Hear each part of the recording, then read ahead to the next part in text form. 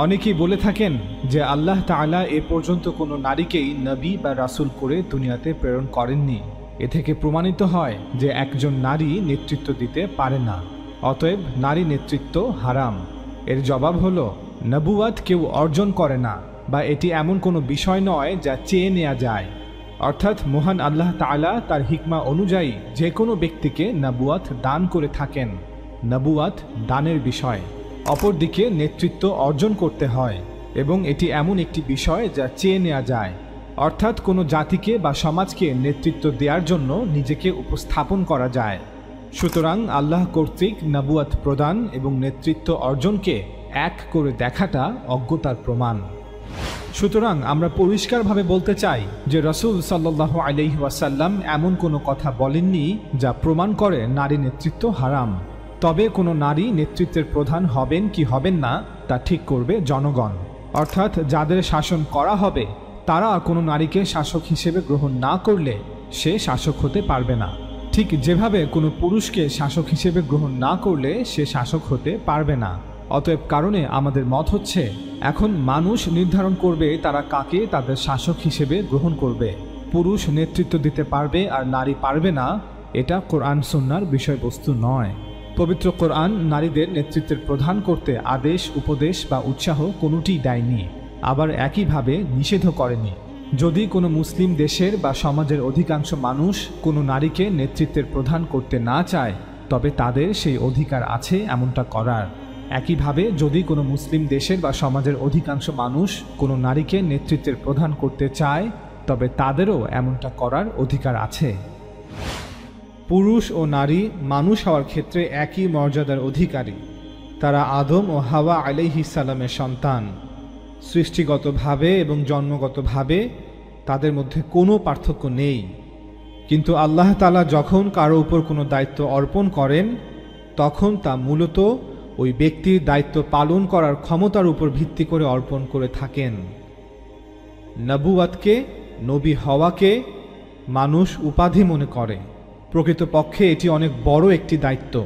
আপনি একটু নিজের ঘরে বসে চিন্তা করুন, আপনাদের মধ্যে একজনকে বলা হলো যে বাহিরে বের হও এবং মানুষদেরকে বলো যে আল্লাহ আমার সাথে কথা বলেন। এরপরে বুঝতে পারবেন কত ধানে কত চাল। নবুয়তের দায়িত্ব পালন করা, নবী হওয়া কোনো সহজ কাজ ছিল না। এত বড় একটি দায়িত্ব পালন করার জন্য আল্লাহ তাআলা নিজে পয়গম্বরদেরকে বাছাই করে থাকেন এবং তাদেরকে প্রেরণ করে থাকেন। এটা সত্য যে পুরো মানব ইতিহাস জুড়ে কাদেরকে নবী করা হয়েছে এ সম্পর্কে আমরা তেমন কিছুই জানি না। তবে যে সকল নবীদের সম্পর্কে আমরা জানি বা যাদের কথা পবিত্র কোরআনে অথবা বাইবেলে উল্লেখ করা হয়েছে, তাদের মধ্যে কোনো নারী নবী ছিলেন না। এর কারণ আর কিছুই নয় যে নবুয়াত বা নবী হওয়া একটি অনেক বড় দায়িত্ব ছিল। ঠিক এ কারণেই পরিবারের অর্থ উপার্জনের দায়িত্বভার আল্লাহ তাআলা পুরুষের উপর অর্পণ করেছেন। অর্থাৎ যখন একটি পরিবার অস্তিত্বে আসে তখন আল্লাহ তাআলা পুরুষকে দায়িত্ব দিয়েছেন, যেহেতু তার এই সক্ষমতা রয়েছে। একইভাবে পরিবারের মধ্যে নারীকে অন্য একটি দায়িত্ব দেওয়া হয়েছে, কারণ নারীর সেই সক্ষমতা রয়েছে সেই দায়িত্ব পালন করার ক্ষেত্রে। এমনটা এজন্য করা হয়নি যে নর এবং নারী তারা সমান নয়, অথবা এর অর্থ এটা নয় যে নর এবং নারীর মধ্যে সমতা বিধান নেই। মূলত আল্লাহ কর্তৃক কোনো ব্যক্তিকে দায়িত্ব ততটুকুই অর্পণ করা হবে যতটুকু বহন করার সক্ষমতা তার রয়েছে। মানুষ নবুয়াতকে একটি উপাধি মনে করে থাকে, অথবা এটিকে অধিক মর্যাদার একটি সুউচ্চ আসন মনে করে থাকে। প্রকৃতপক্ষে এটি অনেক বড় একটি বোঝা, অনেক বড় একটি দায়িত্ব। পবিত্র কোরআনে আল্লাহ তাআলা তার রাসূল সম্পর্কে বলেছেন, হে মুহাম্মদ সাল্লাল্লাহু আলাইহি ওয়াসাল্লাম, আমি আপনার উপর ভারী কথার বড় একটি বোঝা অর্পণ করতে যাচ্ছি। অর্থাৎ নবুয়াত, ওয়াহি অনেক বড় একটি বোঝা।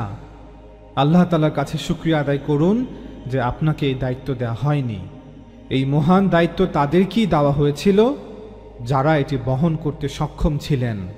তাই পয়গম্বরি, নবুয়াত, নবী হওয়া কোনো উপাধির বিষয় নয় যে আনন্দের সাথে মানুষ তা নেওয়ার জন্য লাইনে দাঁড়িয়ে অপেক্ষা করবে। এটি অনেক বড় একটি বোঝা, অনেক বড় একটি দায়িত্ব। আল্লাহ রাসূল সাল্লাল্লাহু আলাইহি ওয়াসাল্লামের জীবন ইতিহাস তো আমাদের নিকট স্পষ্ট যে তিনি সাল্লাল্লাহু আলাইহি ওয়াসাল্লাম রিসালাতের এই দায়িত্ব কিভাবে আদায় করেছিলেন। এ মহান দায়িত্ব পালন করার জন্য তার উপর কতটা বাধা, কত বিপত্তি এসেছিল। বর্তমান সময়ে আধুনিক বিশ্বের প্রেক্ষাপটে নবুয়তকে মোটেও চিন্তা করবেন না, যেখানে আপনাকে অফুরন্ত বাক স্বাধীনতা দেওয়া হচ্ছে, অথচ তৎকালীন গোত্রতান্ত্রিক জীবন ব্যবস্থায় মানুষের জন্য বসবাস করাই কষ্টসাধ্য ছিল। সে সময় যার যেমন ইচ্ছে অন্যায় করত। সমাজের এক অংশের জন্য অপরাধের 7 খুন মাফ ছিল। তৎকালীন সময়ে মানুষের নিকট বর্তমান সময়ের মতো এত মজবুত রাষ্ট্র ব্যবস্থা এবং আইনের শাসন ছিল না। এতদ সত্ত্বেও সেই সময়ে আল্লাহর রাসূলরা, আল্লাহর নবীরা নবুয়াত এবং রিসালাতের দায়িত্ব পালন করেছেন। সুতরাং এই দায়িত্ব তাদেরকেই দেওয়া হয়েছিল যারা এটি বহন করতে পারতেন। পৃথিবীর সমস্ত পুরুষদের উপরও এই মহান দায়িত্ব দেওয়া হয়নি। তাদের মধ্য থেকে স্বল্প সংখ্যক পুরুষকে এই দায়িত্ব দেওয়া হয়েছিল, যারা এ দায়িত্ব বহন করার সক্ষমতা রাখেন।